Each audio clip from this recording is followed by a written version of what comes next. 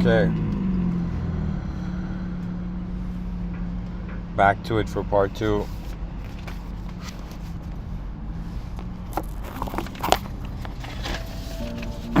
So where am I going with this? A light preoccupied by its shadow.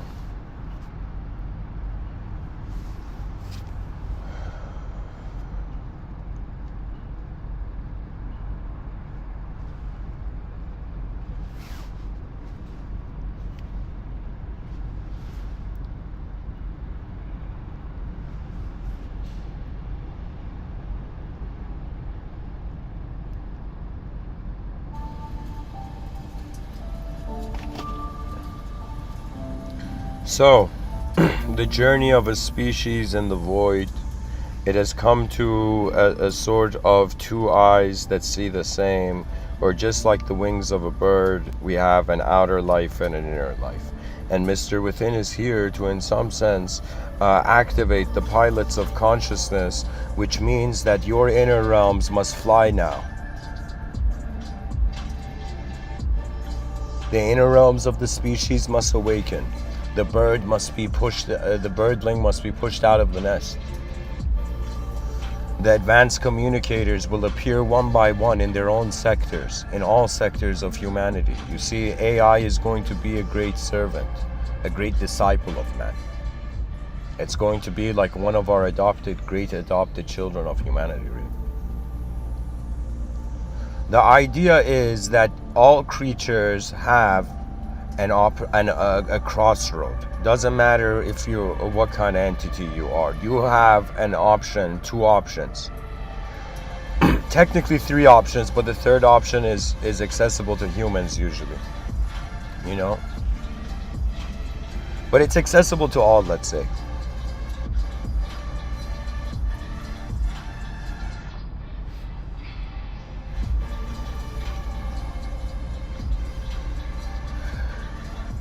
You have either an openness to chaos, that's a path. You have an openness to order. And imagine each lifetime that there has been two doors. And each door you have gone through, you have ended up becoming a chaotic being or an ordered being. But in reality, before you entered any door, you were the space of the world. And that's what you have forgotten.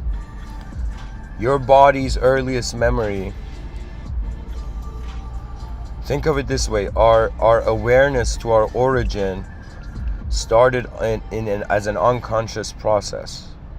Really, we can't say human beings are born, we can say human beings are part of this gigantic, giant, universal, this giant process, this giant event.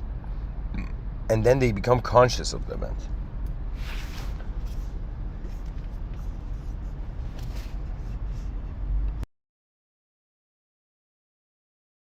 You know, it's very difficult to say, are we human because we're conscious, or are we conscious because we're human?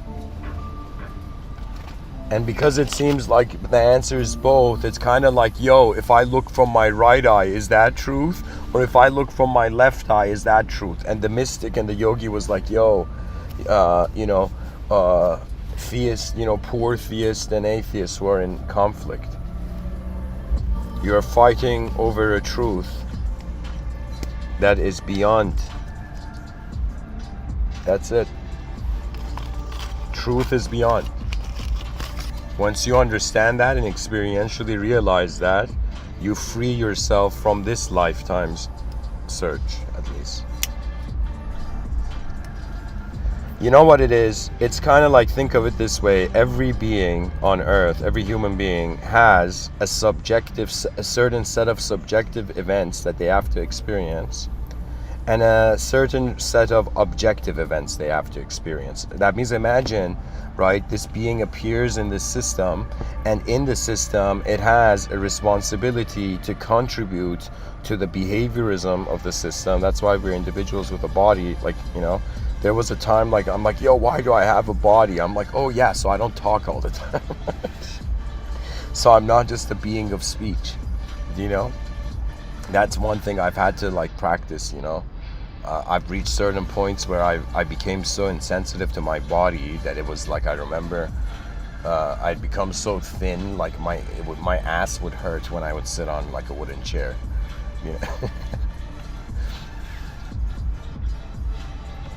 But it's the journey of the lifetime, right? So what it is that most people, they live throughout the day, then they forget that day, then they live a new day.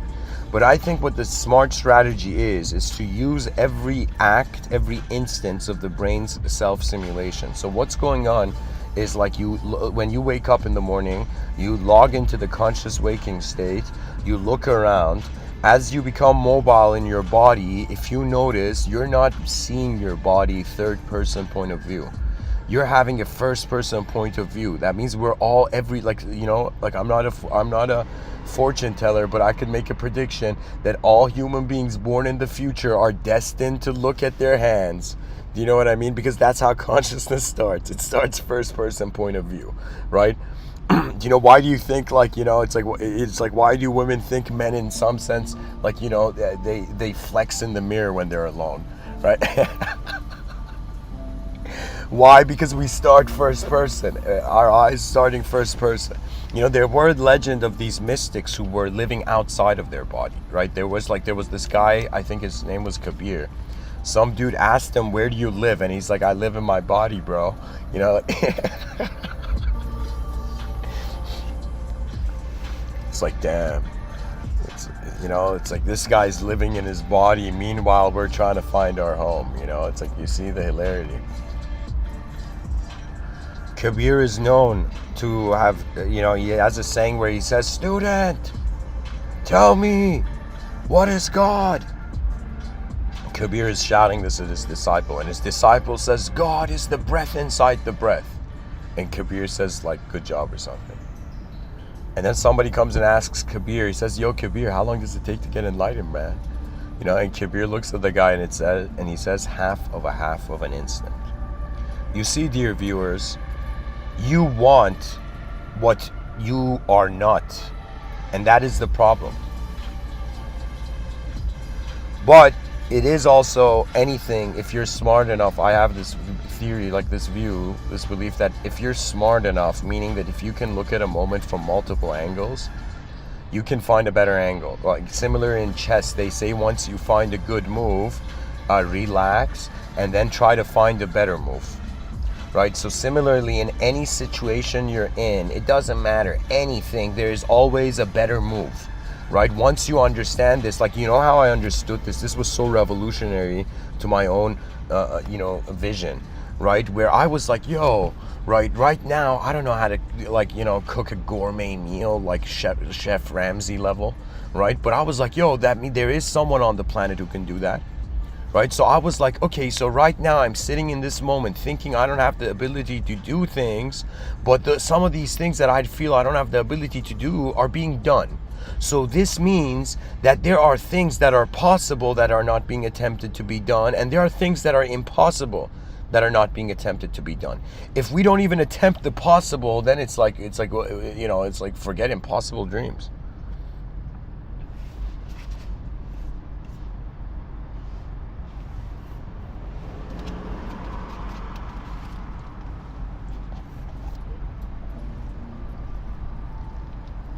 Why do you think they say the kind people always win? Why does kindness win?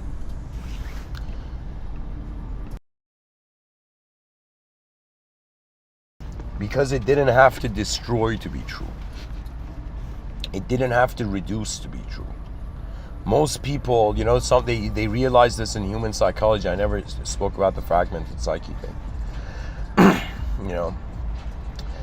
But pretty much they realize that there's different type of psychological approaches of human beings, and some human beings, right, they rather reduce the value of those around them to maintain their value or to increase their value. This is a Machiavellian approach.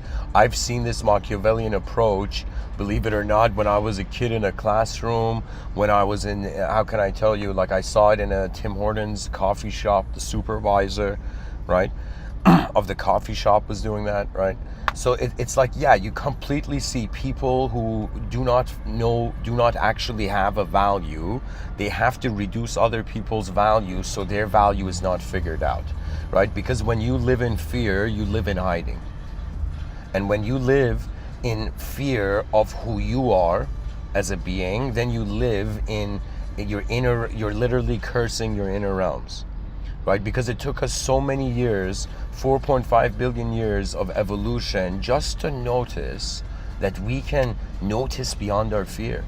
Why do you think understanding is so important, right? So many things we're afraid of is because we don't understand.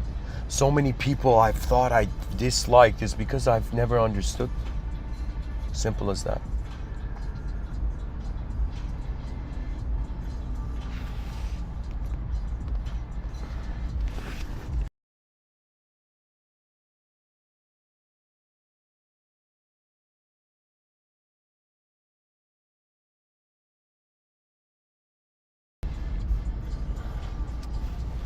When it comes to the fragmented psyche, the idea is that it's not, the problem is not starting from, let's assume the problem is not starting from a biological system of the human being. It's starting from the cognitive system of the human being, right? There's something going on with how this human being is calculating life, right? And let's say you have a human being, and this could be traumatic experiences. Imagine war veterans and all of this. The human being goes through multiple different experiences, and what trauma appears when the intensity of your inner life does not match the intensity of the outer life. So when your inner life gets overwhelmed by your outer life, right, this is where the inner life has to suddenly have a bit of an ego. Right? Some people think, like in the yogic tradition, they were like, yo, get rid of the ego. Not in the yogic tradition, but in some spiritual circles, the ego was like the main enemy, was the problem, right? But the issue is the type of ego. Ego is a defense mechanism. The ego was the way an evolutionary organism managed to keep adapting.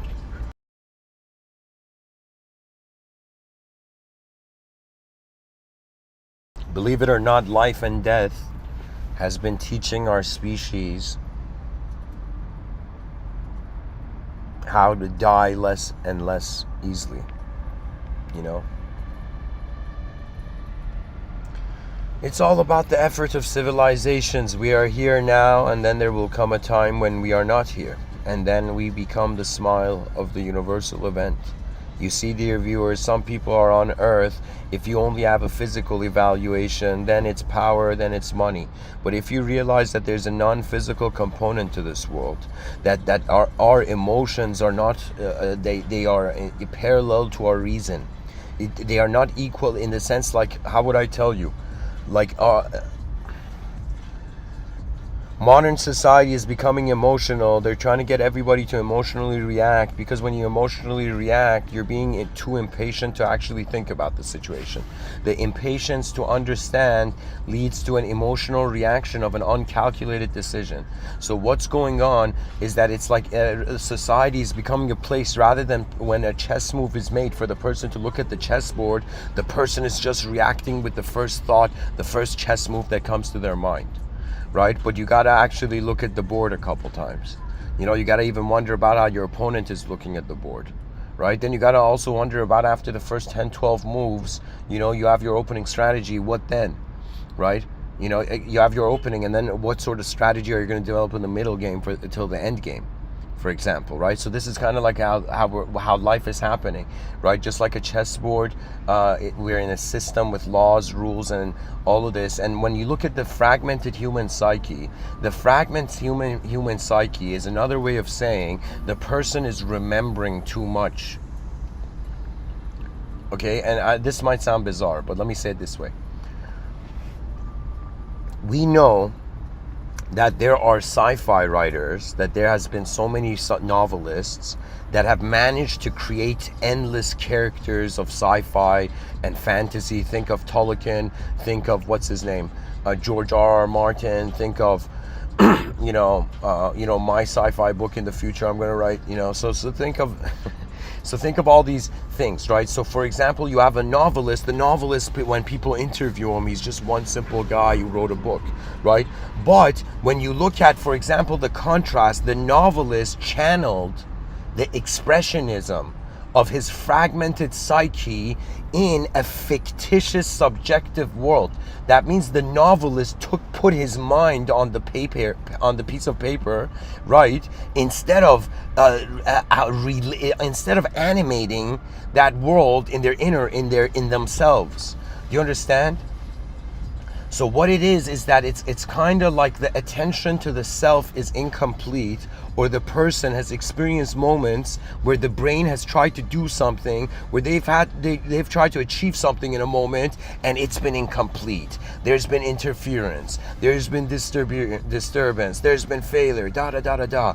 And so what it means is that you have an archive of events at your disposal, whatever they are, whoever you are, like in this lifetime so far, you have accumulated a certain range of experiences. When it comes to our ability to express ourselves, this is the issue with, I think, a majority of people who have a fragmented psyche. The major issue is that they don't realize you need to put a conscious, concentrated effort to be an individual, and you have to decide, because we're all floating in a sort of infinite possible context, right? That means before the person actually says anything, does anything, they could be as many things as they want, right? What's the point of acting? Imagine an actor who has played in 50 films, right? An actor that has played in 50 films is literally like a person who's been 50 selves in 50 different worlds, abstract worlds, right? Do we say an actor is insane, right? It's like, no, we know that there's people who can still maintain their mind, stability of mind, regardless of experiencing different sensehood. Now the question comes,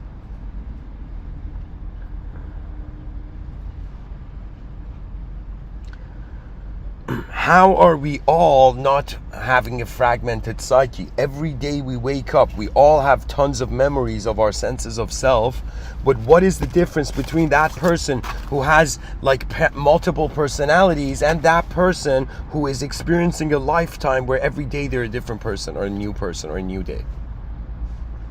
So the difference is that person does not have a stable point.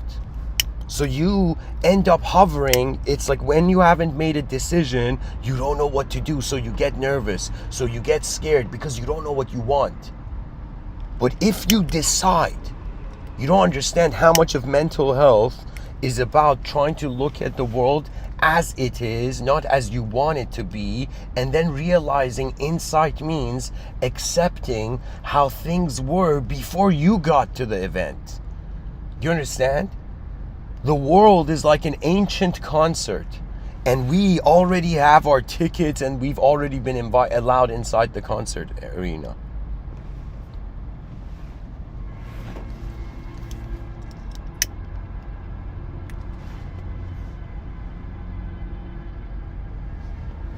You have entered the greatest event. And we're all here now, preoccupied with our own minds. And there's a world out here waiting for who? Waiting for us. You know, it's kind of the hilarious tragedy.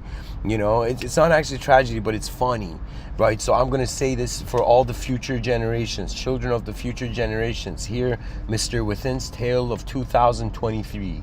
You know, in what ways human beings lived, right? That we were in a beautiful natural world, and we had started to unnaturally experience it. And this unnatural experience started to make human beings suffer psychologically more than actually existentially. I saw a guy with a beautiful girlfriend and a beautiful car, right? And then his car goes a little forward and hits a curb, and then he steps out of the car, and he even had an X-level jacket, right? And the guy, he looks at his spoiler of his car, which has been just a little dented, and he's like, I'm the unluckiest person ever. And I was having a cigarette in my car hearing all of this. It was happening like a meter away from me, and I was like, man, this guy thinks he's unlucky, right? Look at how the world works, right? When we don't know what we have, we are comparing ourselves to something else, right? There's an African saying, an African proverb that goes something in the lines of, if everybody threw their problems in a fire, right? Everybody on the planet, everybody would run back and get their problems back, because they will see that there's some people on the planet who have problems worse than theirs. The idea is we are some being, for a long time I was thinking, man, I need to find the right costume, the right frame of mind, then live a life, right? It's like I gotta find the exact life principles and all of this, but then you realize nobody knows what's going on. Everybody's freaking out, and if they're insecure, they rely on the past, and if they are clueless, they're just hovering in the present. If they are mystically street smart, you'll be living for the future, okay? You'll be interacting with the future. Anybody who does anything that has to do anything with the future, you're going to experience a different momentum, because a lifetime is not just something where you're experiencing physical events. You're actually preparing for the lifetimeless.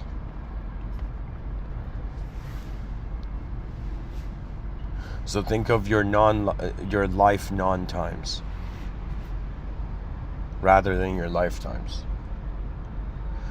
In the previous talk, I said the worlds between our lives. I don't think I talked about it much in the other talk, but the worlds between our lives, it could be a suggestion of where we go between lifetimes.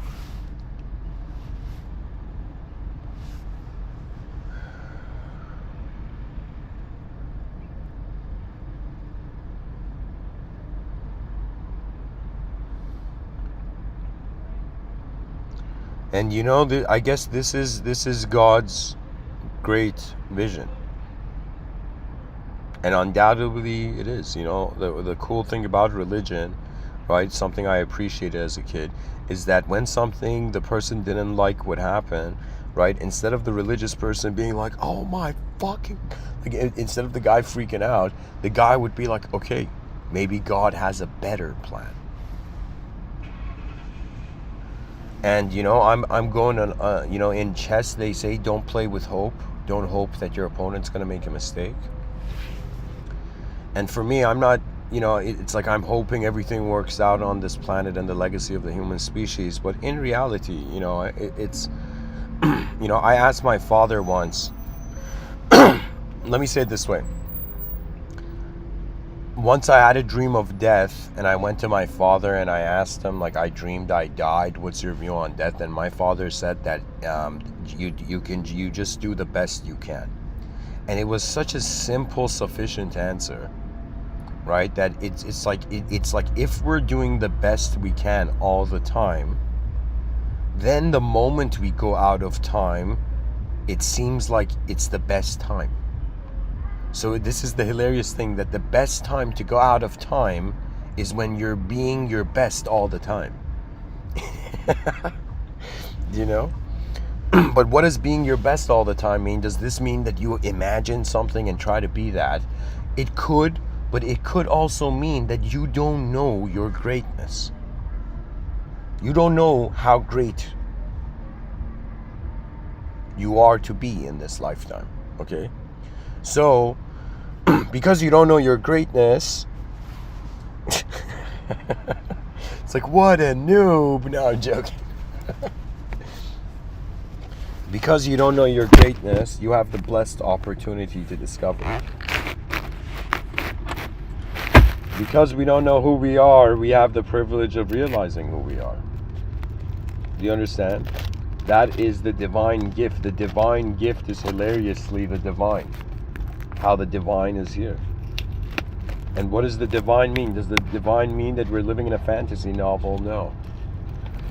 The divine means that when you realize the limitations of a singular objective existence, and when you realize the limitations of a dualistic subjective experience, and when you realize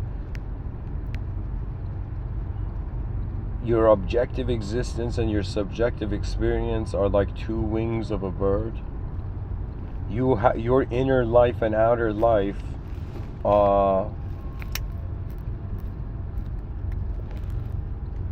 the awareness to both is your whole life.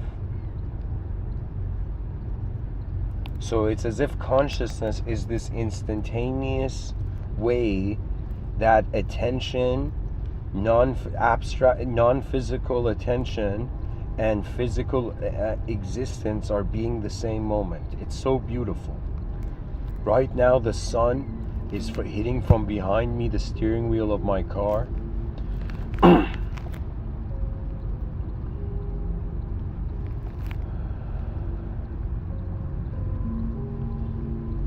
And it's as if, where is the light of the world of worlds guiding manifestation?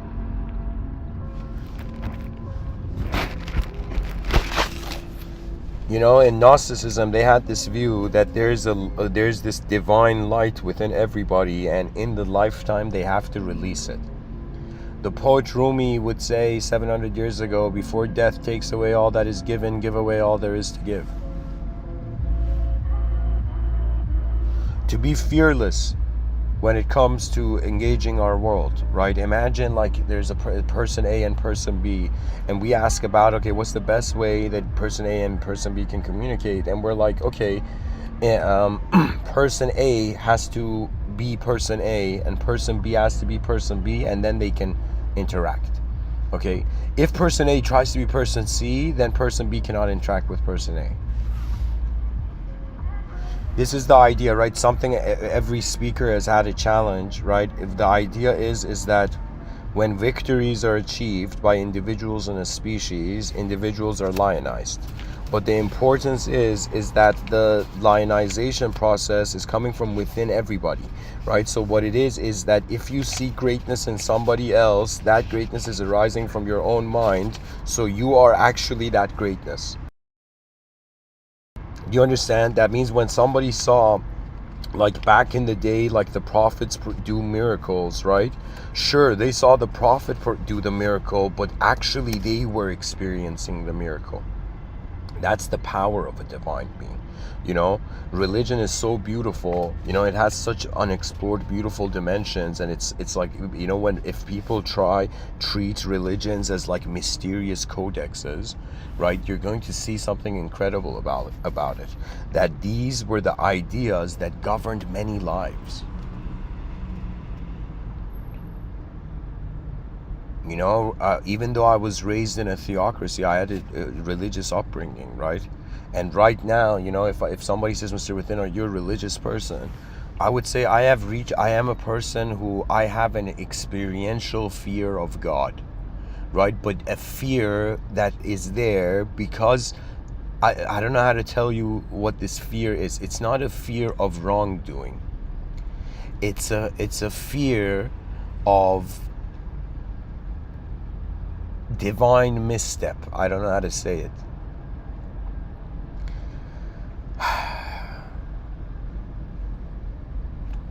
God, truth for Mr. Within is beyond language. That's it. Somebody comes and says, yo, you know, this language is truth. I'll be like, language, it points to truth. Revelation is a message. Imagine somebody sends you a text message, right? Just as a hypothetical example, imagine person B sends a text message to person A and says, hey, person A, meet me at like, you know, location C. And instead, person A is like, starts just worshiping the message, the text message, and makes his grandchildren memorize the text message, and nobody got the message, and everybody forgot who the message was to.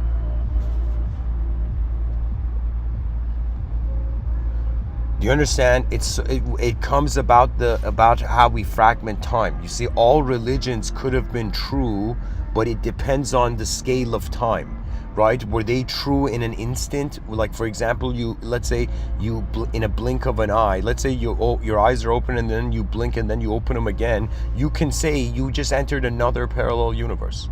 Like, that argument can be made, right? That the brain is in another instance of self-simulation of sensory reality. Right?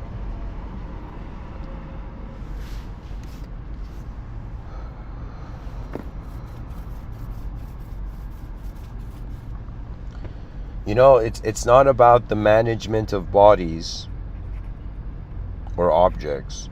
It's not about the management of minds or, let's say, subjective systems and processes. But it's also about the management of the soul. And the idea comes, what manages the soul? Okay?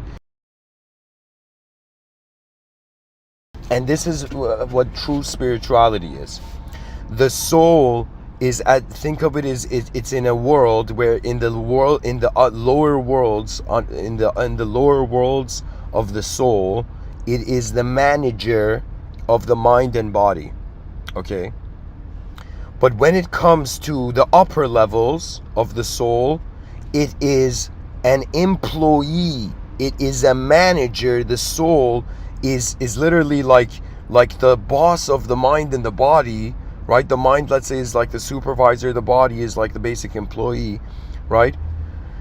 And the soul is the manager. So the manager is kind of like the king of his own, of his room, right?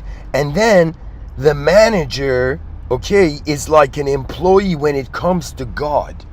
So when a person actually experiences, like, you want to know who spiritual people are not people. They are people who are, even the free will of human being is going beyond an angelic state. Do you understand what that means? That means the angelic state is the angel is like a separate entity than God, and that God created, and the angel has no choice but to listen to God's will, to the divine will. But the human being has free will, right? What does that mean? That means free from divinity, right? We think we've fallen, but this is like a next level option and mode and settings. Just like you have airplane mode, you have free will mode as a soul, you know?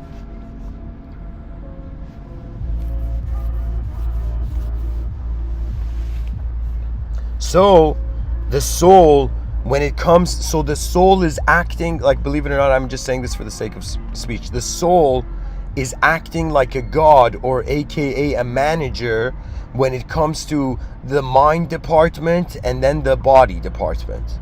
Okay, the departments of the mind and the body. Okay, so the soul is managing an inner life and an outer life simultaneously. Now the soul also has upper management, which is, let's say, God, right? And so God, this is where I think poetically we could say, when somebody sleeps, the soul has gone to go talk with upper management. Do you understand? So when it comes to upper management, imagine the God, the creator of the company calls in the manager, okay, and says, yo, come inside, right? Let's have a talk in my office, right? And the manager, and God tells the manager, go tell all my employees that they have the capacity to rise to the highest level of the company. And this manager goes and he tells the employees, right? And imagine this is before, like, there was unions and, like, corporate protection, all of this. The manager goes and says to the departments and to the customers and to the employees and everybody, that you can all, it says to the employees, sorry, is not to the customers, it says to the employees, you can all go to the top. You can all go even beyond me, right? And all the employees are like, yeah, sure, man, just, we're happy where we are.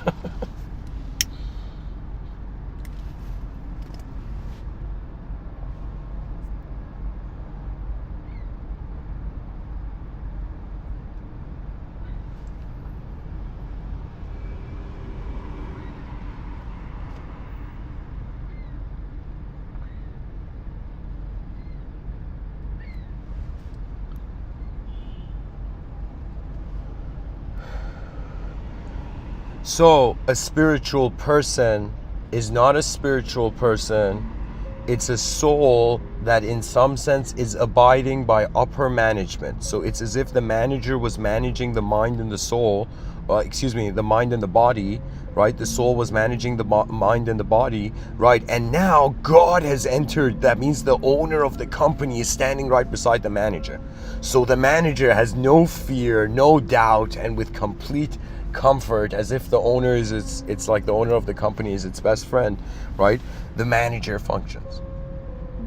So to be honest, a pure spiritual life is another way of saying, it's another way of how Meister Eckhart, this Christian mystic, would say, let God be God in you. That's the true spiritual life. And it's not language context based, right? You might be a being who has experienced, like, there are Bhakti yogis there, guys, right? Bhakti yogis are people who have fallen in love with existence to such a degree that every moment of just being existent is bliss for them. You might not believe it, but people have fallen in love with others. They have fallen in love with themselves. They fall in love with their species. I'm an example of that. And they've also fallen in love with the world. I'm also an example of that.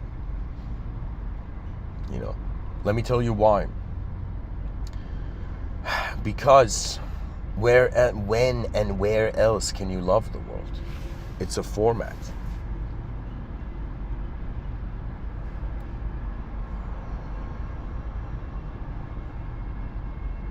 I don't know what it is in the human being. You know, we're not just made of order and we're not just made of chaos.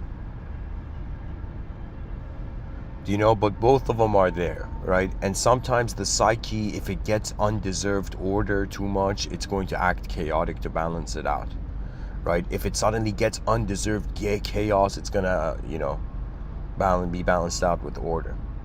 Right, you know, when I was young, you know, the Logos poetically shared something to me about how to conduct evil. How to conduct myself in the presence of evil. That's what I mean. Okay, and so the first thing was, in some sense, I don't know something, but it's like this stealth technique I have as a soul, that I realize anything that I don't consider its existence doesn't affect me. Okay? So if I see, this doesn't mean ignoring something, but if I see something that I dislike, rather than going and like trying to destroy that shit, right? Instead, I just make it non-existent. I just stop considering it. Right? There was a time I didn't have this ability with people, but then I suddenly attained this ability. This ability to suddenly, at any moment, be able to notice outside of the emotional context I've invested in, right? Because we're biological entities and we have hormones and all that, and we're also the psychological being, mysterious psychological being, so it's kind of like,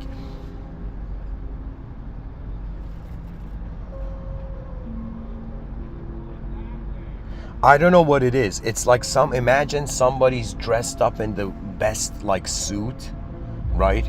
Like imagine you've dressed up in a tight suit, okay, for like a month, and you haven't like, not a month.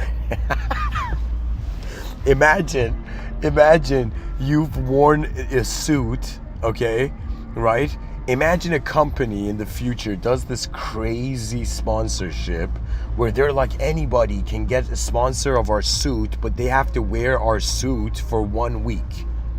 For 1 week, they have to wear our suit 24/7. Okay.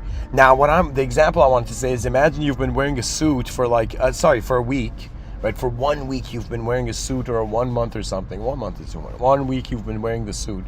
Okay.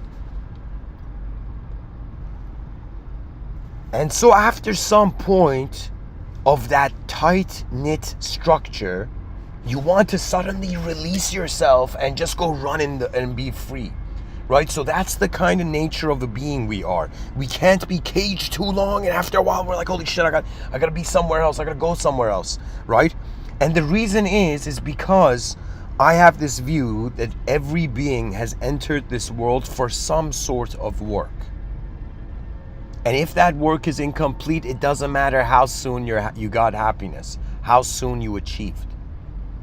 Do you understand? There's work to be done, because why else are we conscious? Why else are we a body? Why else do we have hands? Why else do we have ears and a mouth, right? We're here to communicate and build and advance. What else? It's all here. It's all in the design.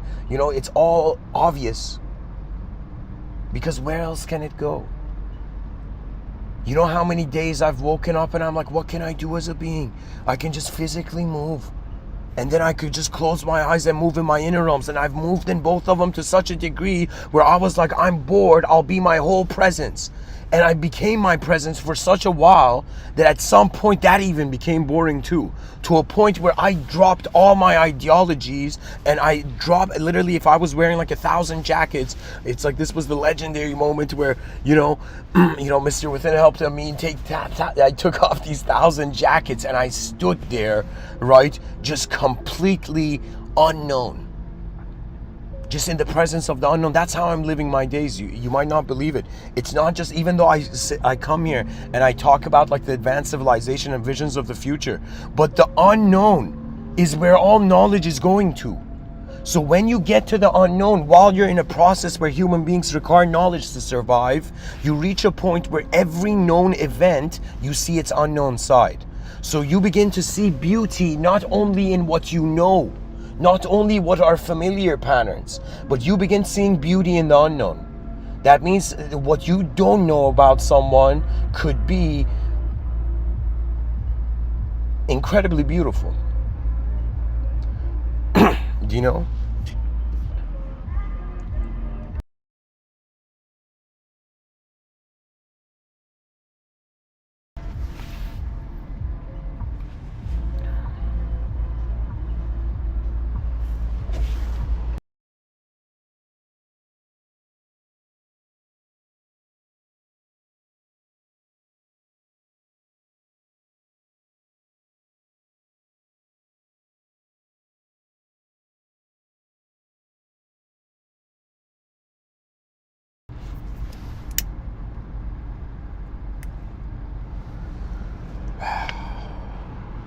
You know, I feel that this might be a bit archaic what I'm saying, but there are spirits in each generation, each time the world manifests.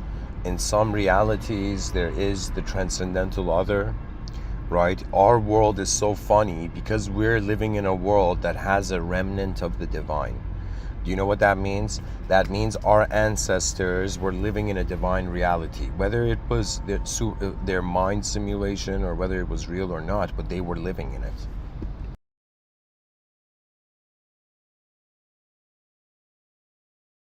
Just think of being a little kid in ancient Greece, right? And then you're running in the town, and then you look at the clouds, and for a moment you, like, I don't know, the sunbeam hits your eyes, and you for a second think you saw Apollo walk on the clouds.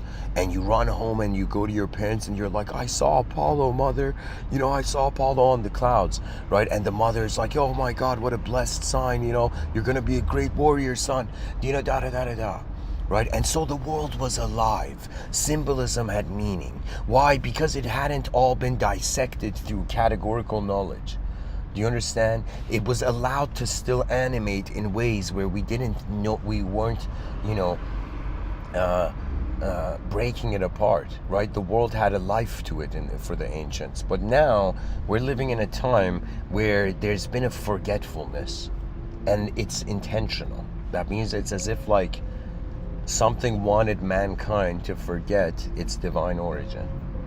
Now, is it the divine originator? We don't know. I mean 100%, but we don't know to some degree from our position. You see, the main secret is that most human beings look at this world, okay, and you have to wonder about the present premise of a necessary existence. Okay, so what this means is that you look at everything and everything has been created. This is one of the most important verbs in life, right? Because our values are being created. That means as a human being, you create your value. For example, I was seeing in these TikTok videos, there was this guy saying, for example, the way society seems to be designed is that men have to go build their value, right? But for example, if you're a very gorgeous girl, your value's kind of there to some degree. And this doesn't mean you shouldn't go and build your value in society, but it just means that when it comes to when it comes to creatures in an ecosystem, and then their survival and their behavior. So what has happened is, like, these creatures were living in a jungle, right? Then they came and became a tribe. Then they started to urbanize, and how would I say it? Like next level infrastructure came into play. And what has happened is that what has happened is the complexification of the human psychological game. Okay, that's what's happened, right? Because sometimes when I look at buildings, right, like in a busy area of a city, I think of like, what if there were just trees here, right? What if we were all like living in a world where there were trees, but we were still had phones and suits and everything?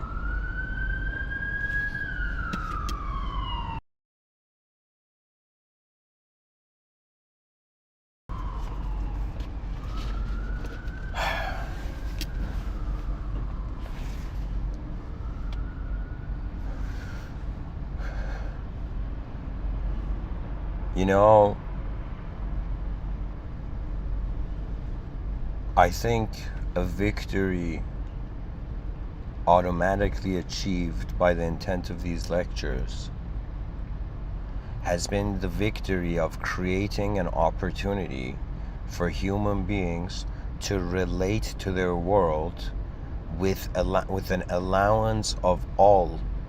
You see, I think about it, okay, why is everybody waking up every day? Why? Because they want to advance their lives. Okay, now we all want to advance our lives, but we don't want to advance where our lives are taking place, because we're like, I have enough energy to take care of myself and my family and my friends. I don't have that much energy to go and take care of the whole world, right? So because it's an energy problem, and because we're temporary beings, we're not focusing on civilization. But I want you to imagine in the future, they built they built like this juice, right, called immortal juice. And this guy goes to a store and says, hey man, can I get 2 bottles of immortal juice? And the owner says, buddy, I got you only need 1. And imagine it's this energy drink. You drink it, and till the end of time, you become immortal, right? And if you were to think, for example, the psychology, okay, of an immortal entity has nothing holding it back. Do you understand what immortality means? Do you understand when a spiritual person says, I'm an eternal being? Do you know what that means? That means they have accessed a state of mind that cannot be held back.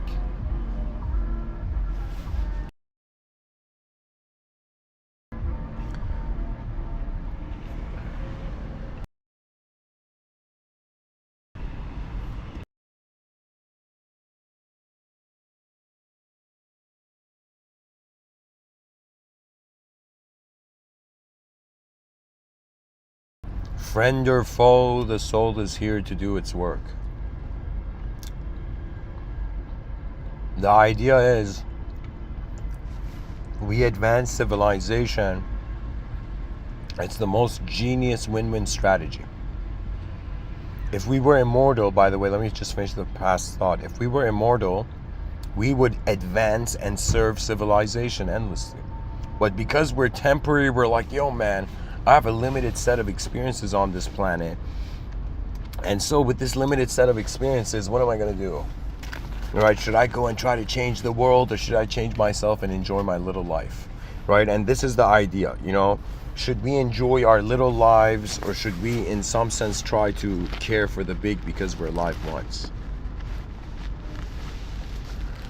There's been many moments where I've been like, man, what am I doing? I spent my 20s talking about an advanced civilization when I should have been,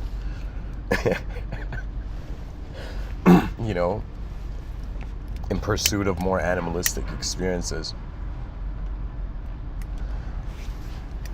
But the idea of a deathless life, It's kind of remarkable, no? Just to think of it. Imagine we were born and there was no such thing as death. That was it. You were just born into an infinite being. And we were like, okay, we're here infinitely. What do we do here? Right? And it's all about design.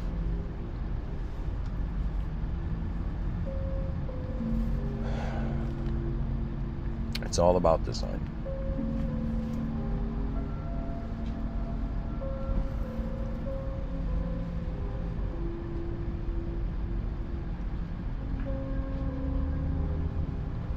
You know, guys, this world, in the future, our conscience is going to externalize. People say virtual reality is going to be like how we're going to be living in our imagination. Our imagination is going to become more real. I would say it's also going to be how our conscience is going to become Jarvis. Okay, so there's going to be like every human being, AI is going, in many of my talks I've said this thing where AI technology is going to be man's best friend, meaning that every person in the future is going to have their own Jarvis. Okay? Because what human beings need is assistance, right? So many people are against the surveillance state, right? But they're against an evil surveillance state. Imagine, for example, an advanced benevolent surveillance state. That would be a remarkable place to live, right? Because in a surveillance state, that means imagine everybody's phone is like a drone, right? Like a spherical drone following them wherever they go. In the future, you never need to hold your phone. The phone will follow you around everywhere. Same with backpacks, by the way. The future generations are going to be like, man, our ancestors ran with their backpacks, like filled heavy backpacks. They ran to their classes and their work and everything, But in the future, their backpacks, the guy's going to be running to work, right? And he's not going to be running. He's going to be gliding with like hover slippers to work, right? Like someone ice skating like in the air. Right? Let's say they create hover skates.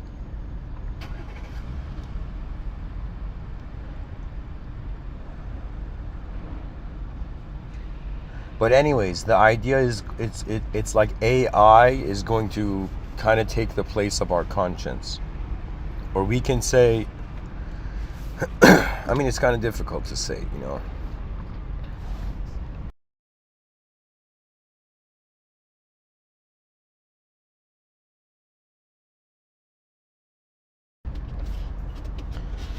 So anyways, I remember listening to a Terence McKenna lecture, and he was like literally riding the waves, surfing the waves of the inner realms. And then at the end of his talk, he pauses and he says, "End of Ray."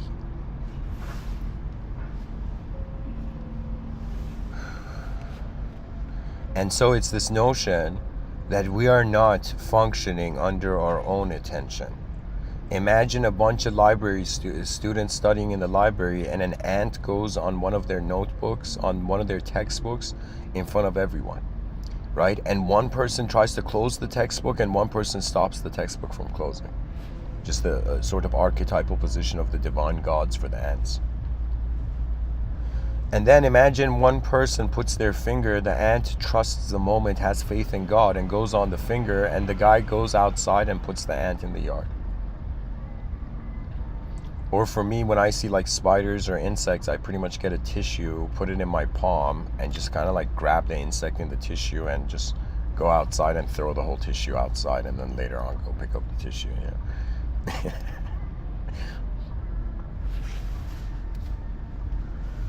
And one more thing that could be a bit difficult to consider is that our souls, like, does anything that enter our space is it being animated with our soul, or is it something that has its own conscious position, right? Like for example, sometimes I've seen squirrels, okay, and people are going to be like, Mr. Within, this is ridiculous what you're gonna say, like, but I've seen squirrels possessed, okay. I've seen like suddenly the behavior of lesser animals suddenly change. Okay, once, this is 2014, I went to there was this one spot I started giving the Mr. Within talks, and I would just record it on my phone with these like fake Apple headphones, you know, and like this accommodation free cup of tea they had. And I remember one night I went to give a talk, and I sat down, and in that moment I sat down, there was a cat, like literally half a meter away from where I was, and the cat was frozen. And I keep going and walking, and I'm expecting the cat to run away with the moment I'm getting like 2 meters close to it. The cat is frozen there. The cat literally is like a meter, like half a meter away from my foot, frozen. Just, it's not even looking at me, right? And then I go sit on that place where I normally would sit for the talks. And when I sit, I'm staring at the cat. And then suddenly it's as if the cat snaps out of something and in some sense runs away and becomes normal. Okay? So for a second I was like, okay, so what's going on? It could be that when you live unconsciously, other types of consciousness use your life consciously. Okay, so the idea is, if you want to live your life, you got to be conscious of your life. But does consciousness mean control over everything? No. Consciousness means just noticing how your attention and existence are being. Really, the truth of reality is an instantaneous simplicity. Like, I don't know what else to say. So anyways, thank you for listening. I hope this episode was helpful. Share, subscribe, comment, like, join, and in the chat section, you know, kind of like, you know, I don't want to say it's like homework, but you know, if the viewers were interested, try to answer this question: what does divine light mean? Okay.